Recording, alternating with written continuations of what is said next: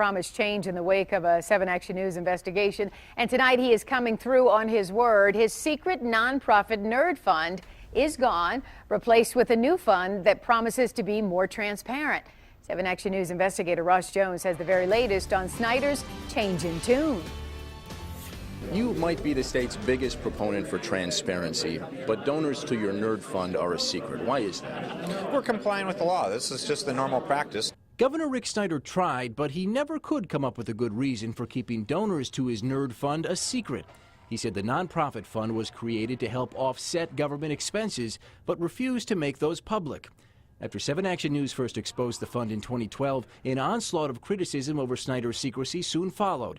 Those cries grew louder when it was revealed that the fund paid the salary of a top Snyder aide and foot the bill for emergency manager Kevin Orr's stay here at the Weston Book Cadillac. People don't write 5, 6, 7-figure checks for selfless reasons. Most of these people don't want to be in the spotlight. They don't want transparency for what they're doing. Late last year, Snyder announced that the Nerd Fund would be closing. In its place, a brand new fund that would finally meet the governor's own standard of Better accountability and transparency. Accountability and transparency. Accountability and transparency. Better accountability and transparency.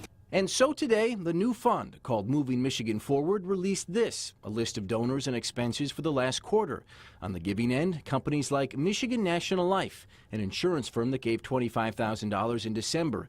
A few months earlier, the state announced they'd give the company a $3 million grant to expand its headquarters. HTC Global Services gave $50 grand. That company's had at least one major contract with the state recently, extended through last year and valued at more than $14 million.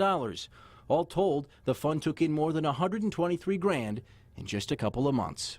Spending for the last quarter reached almost $67,000. Expenses are listed in broad categories. $36 grand went for travel, another $20,000 went for contract services. Not a lot of detail, but more than we used to get.